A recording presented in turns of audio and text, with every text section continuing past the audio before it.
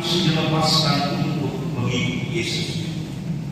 Pada suatu kali banyak orang berduyun-duyun mengikuti Yesus dalam perjalanan.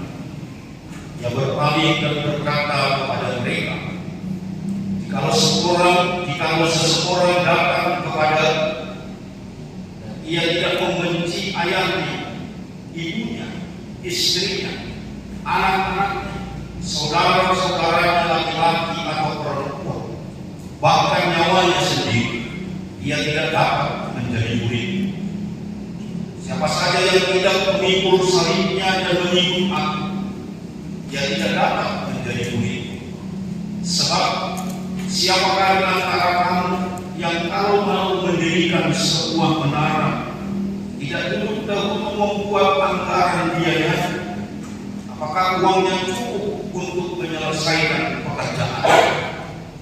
Jangan sampai setelah ia meletakkan dasarnya namun tidak mampu menyelesaikannya, semua orang yang melihatnya mengejek dia dan berkata, orang itu mulai mendirikan tetapi ia tidak mampu menyelesaikan. Atau raja manakah yang kalau mau pergi berperang melawan raja lain tidak perlu dahulu untuk mempertimbangkan apakah dengan 10.000 orang ia sanggup menghadapi lawan yang mendatanginya dengan 20.000 orang. Jikalau tidak, ia akan mengirim utusan selama musuh itu masih jauh untuk menanyakan syarat-syarat perdamaian. Demikian pula tiap-tiap orang di antara kamu yang tidak melepaskan dirinya dari segala miliknya tidak dapat menjadi murid. Ayat 33. Demikian pula tiap-tiap orang di antara kamu yang tidak melepaskan dirinya dari segala miliknya tidak dapat menjadi murid. Amin. Sampai sedemikian pembacaan firman Tuhan. Bapak Ibu saudara-saudara yang dikasihi oleh Tuhan Yesus Kristus, dari teks firman Tuhan ini kami mengambil tema untuk minggu hari ini, yaitu melepaskan untuk menerima. Melepaskan untuk menerima. Bapak Ibu saudara-saudara yang dikasihi oleh Tuhan kita Yesus Kristus, di dalam amanat kita, yang amanat Gereja Metodis Indonesia dan juga mungkin ya seluruh gereja berdasarkan minggu tahun gereja. Maka pada minggu hari ini kita sudah memasuki minggu yang ke-12 sesudah Pentakosta. Bagaimana tema yang kami sampaikan tadi di awal, bahwa firman Tuhan ini tema adalah melepaskan untuk menerima. Bapak Ibu saudara-saudara yang dikasihi Tuhan, di dalam kehidupan kita di tengah-tengah dunia ini, ya, kehidupan kita, perjalanan hidup kita setiap hari, maka apa yang menjadi tema bagi kita pada hari ini adalah sesuatu yang sering kita alami secara pribadi. Bahwa di dalam kehidupan ini kita harus rela untuk melepaskan sesuatu di dalam kehidupan ini untuk menerima segala sesuatu. Kita harus mau melepaskan sesuatu sehingga kita bisa menerima sesuatu. Jadi Bapak Ibu saudara-saudara, saya tidak berbicara untuk timbal balik di sini, gitu ya. Aku dalam studi, aku memberi. Ya, kalau aku menolongmu, maka engkau akan menolong aku. Itu dunia ini, Bapak Ibu saudara-saudara. Tetapi firman Tuhan tidak mengatakan demikian. Segala sesuatu yang engkau kehendaki orang lain perbuat begini, perbuat demikian. Itu hukum kekristenan. Bukan mata dari mata. Segala sesuatu apa yang engkau kehendaki orang perbuat begini, perbuat demikian.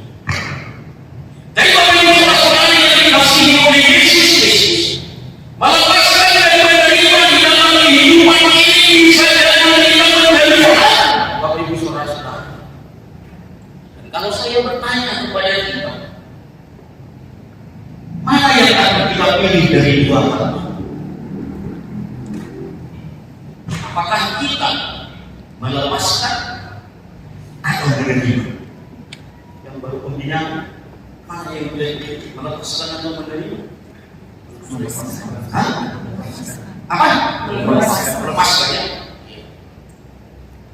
Jadi Bapak Ibu Saudara yang dikasihi oleh Yesus Kristus, ada banyak orang di dalam kehidupan di dunia ini akan memilih untuk menerima, karena kita cenderung berpikir kalau kita menerima sesuatu di dalam kehidupan ini, maka itulah kebahagiaan ataupun kesenangan kita.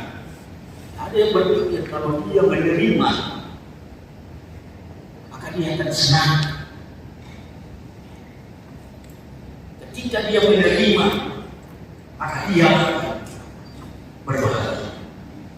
Maka tidak heran Bapak Ibu Saudara-saudari, di dalam kegiatan apapun di tengah-tengah dunia ini, termasuk di dalam gereja, ketika ada pembagian, maka semua orang akan berlomba, dan jika tidak kebagian akan marah dan hati.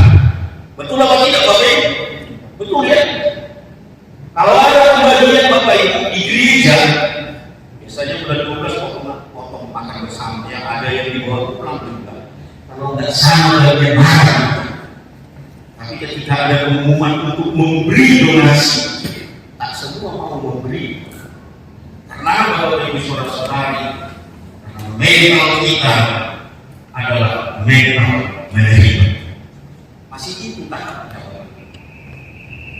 Ya, mental kita tahapnya masih tahap menerima. Beda dengan orang laki, keluarga Pak Jum, keluarga Pak Musa, keluarga. Dan lewat mereka dari sini. Lewat mereka dari sini.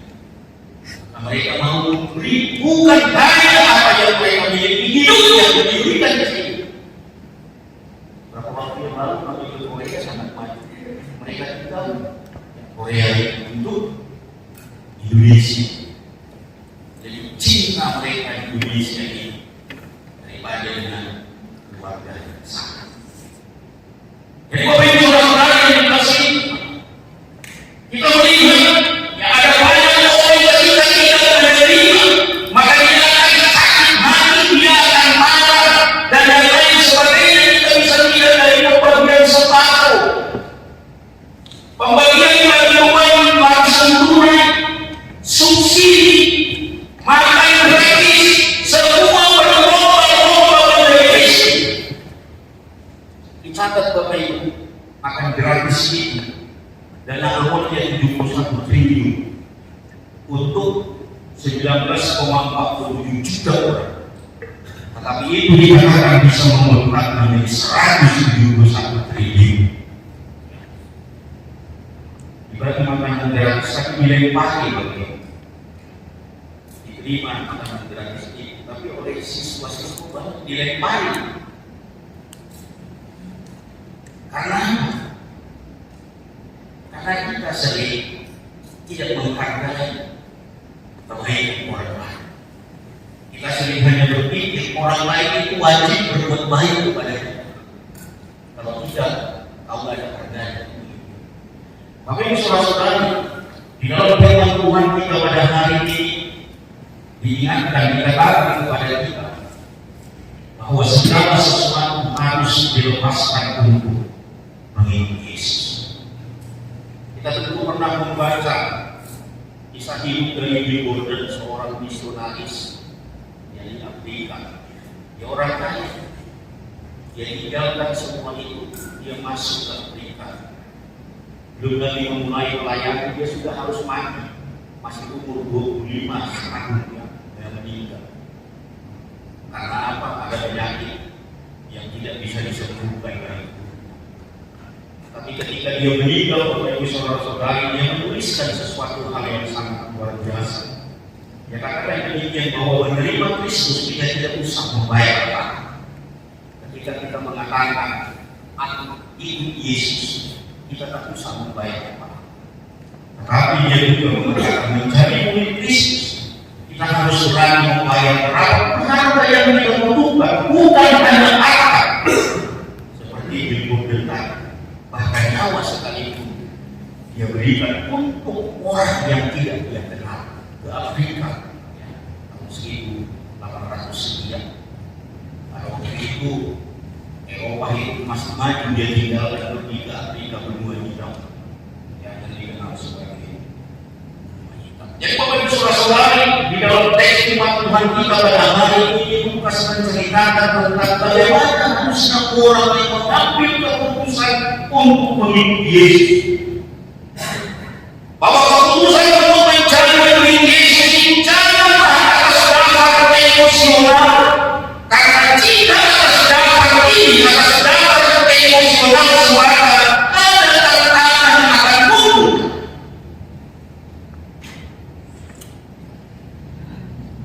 Penerimaan kalau bekerja di BNI, kebetulan kami yang menjadi sini yang lebih banyak ini. Pada bulan 5 yang lalu, 6 lalu sampai sini. Maka sudah disepakati, kita tahu penerimaan kalau bekerja di BNI berpengaruh ke SPTI. Yang lalu kita terima 37 dari 41 yang dibutuhkan. Sebelumnya juga demikian, maka langsung berpengaruh ke SPT di bawah 20 orang. Itu jelas, begitu ya. Kalau saya tidak salah, karena apa? Karena kita mau yang masuk mau daftar ini sedikit, jadi dibuka ini sedikit yang daftar, motivasinya mencari pekerjaan. Di lapangan harusnya membuka pos pelayanan. Salah satu syarat untuk menjadi menerima baptisan, membuka pos pelayanan atau meningkatkan status pelayanan. Jadi harus ada grafiknya, kenaikan jumlah persembahan, kebaktian ini, kebaktian evangelisasi, kebaktian PWNI, kebaktian PWB, kebaktian sekolah minggu, dan yang lain sebagainya. Harus jelas dan hanya itu ada hanya dari keluar. Jangan kalau masuk 10, keluar orang 10. Yang penting gajian, gitu kan? Tidak ada yang lebih efektif, lebih mantap dari siapa namanya Anko Cia, dan juga siapa satu lagi yang kedua dari dunia, gitu ya. Mereka gereja yang mapan besar. Jadi saudara-saudara, demikian juga yang ada di SPT. Tingkatkan kompetensi di dalam pelayanan. Saat ini di dalam yang mau kita harus menjadi pendeta 4 tahun ke depan. Tahun depan itu ada 6. Setelah itu ada 104. Dan setelah itu yang sekarang ini ada 37. Berarti ada sekitar lebih hampir 150 yang akan dipanggil menjadi pendeta 4 tahun ke depan. Mau kemana? Disuruh program yang membuka pos ini. Ya. Kita akan melihat ke depan. Jadi beberapa waktu yang lalu Bapak Ibu Saudara-saudari kami sudah cerita-cerita kalau di dalam gerakan hukumnya, ya. Kalau pelayanan medis ketika tidak ada tendensi yang lain, maka sekarang ini banyak dari sukunya yang menjadi pendeta, bahkan di dalam segala bidang keagamaan. Di Dunia Selatan itu ada SDT Aras Kamar, gratis uang kuliah, hebat dengan pemain begitu. Tapi mereka itu berkebun sendiri untuk makanan.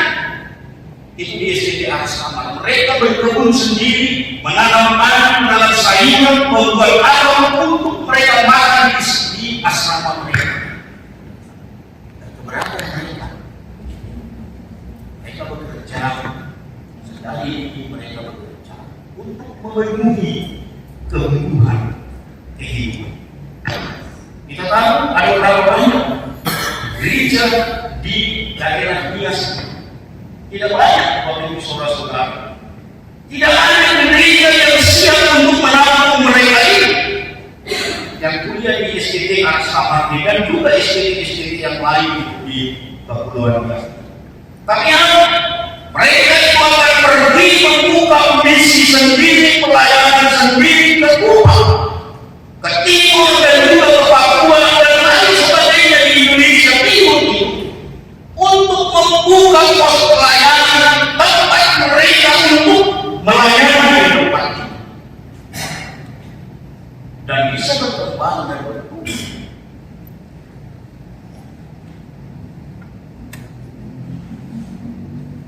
Apa yang membuat mereka bisa seperti ini?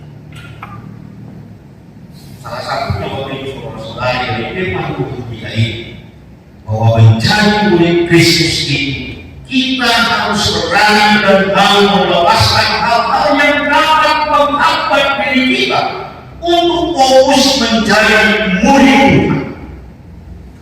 Ya, kita harus mau melepaskan hal-hal yang bisa menghambat kita untuk menjadi murid Tuhan. 30 tahun yang lalu, ya, tahun 1993, saya masih kuliah di sini.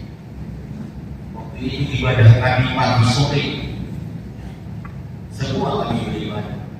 Hari Minggu kami beribadah. Tapi ada juga yang bangga, salah satunya saya. Saya jangan beribadah juga dulu. Ketika sanggup sudah dekat bertobat, saya lagi beribadah. Ternyata di gereja di lapangan ini tugas kita memimpin ibadah. Amin. Membuat ibadah itulah tugas kita di lapangan. Jadi kita berpikir ketika di sini suruh beribadah buang, kita bebas menentukan apapun. Katakan kita bebas kepada jemaat, bebas saja tidak bisa beribadah di gereja. Katakan kita kurang tidak di lapangan. Itu atas dasar hak asasi bebas, tidak usah beribadah, ya. Tidak usah membayar persembahan, tidak usah memberi persepuluhan. Silakan. Bisakah kita mengatakan itu ketika kita berada di jemaat? Kita boleh menjadi orang yang kuat. Untuk yang esensi kita harus kuat. Ibadah baru ini saya bilang yang paling tidak bisa dilupakan adalah ibadah paling langsung. Sesimpel apapun baik pula di lapangan sana, kami harus datang beribadah ketika jam 6 ini sudah sampai. Walaupun juga sering dikejar-kejar dosen di sana Bapak sama, tapi itu adalah satu dinamika yang sekarang dalam ini aku bulan. Tugas kami untuk mengajak orang beribadah. Ketika sudah di lapangan, kita akan sakit kepala kita kalau di lapangan kita ada yang datang, tidak mengunjungi atau datang, itu sakit kepala kita. Tapi di dalam kampus ini sering dikatakan yang baik dilakukan dosen, tidak mau menerima karena apa? Atas dasar kebebasan. Bapak Ibu Saudara-saudari yang dikasihi Tuhan, menjadi murid berani melepaskan hal-hal yang dapat menghambat diri untuk fokus dalam menjadi murid. Yang paling kuat menghambat kita itu apa, Bapak Ibu Saudara-saudari? Yaitu kelaparan. Kita sudah merasa lapar atau mau mencari kelaparan, karena nanti sudah di lapangan mengajar kita 10 ton ada di sekian mengajar sama bapak dan emaknya, bantulah aku untuk membiayai hidup yang tidak seberapa ya. Ya, Bapak Ibu Saudara. Jadi Bapak Ibu Saudara, dalam ayatnya yang ke-26, Yesus mengatakan, jikalau seseorang datang kepada aku dan dia tidak membenci ayah dan ibunya, istrinya, anak-anaknya, saudara-saudaranya, laki-laki atau perempuan, bahkan namanya sendiri, dia tidak dapat menjadi murid. Sedikit dengan menjadi apa? Pendeta kita, Pak Guru kita evangelisasi hari ini malah di sekian yang berbuat. Gak bisa merawat istri bulan sakit kakinya gitu kan, yang mau biayakan kita kan.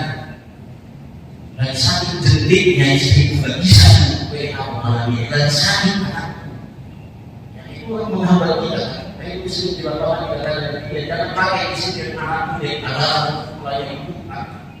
Jangan kau katakan istrimu sakit, anakmu sakit, sehingga kau membatalkan tugasmu. Maka kalau kau mengatakan itu istri dan anakmu akan sakit, itu anak dan istri apa sakit dari anak. Kalau ditinggal, jadi Yesus mengatakannya hal yang demikian. Sering sekali itu menghambat kita kemapanan kita. Yesus mau mendobrak dalam ayat 27, siapa saja yang tidak mengikut salibnya dan mengikut aku, yang tetap menjadi murid. Banyak alasan yang cawi-cawi begitu, dan apa lagi yang sering menjadi alasan di dalam ayat yang 27, bukan harus menderita baru dinamakan pelayan, atau juga Yesus bukan memuja-muja penderitaan, atau seorang guru Injil itu harus menderita karena tampak baru pelayan bukan. Tapi kita harus mempersiapkan diri jika hal itu terjadi. Kita harus siap menjadi murid. Kita harus berani melepaskan segala sesuatu untuk menerima segala sesuatu. Berani melepaskan sesuatu, segala sesuatu untuk menerima sesuatu. Saya percaya bahwa Tuhan itu tidak lebih bodoh dari itu. Saya juga sering dibuat yang mungkin Tuhan itu bodoh, atau yang mungkin yang tahu lebih hebat dari Tuhan itu menjaga istri dan anakmu, memenuhi kebutuhan hidupmu. Ya, kadang kita berpikir kenapa Tuhan ini bodoh kali Tuhan ini kita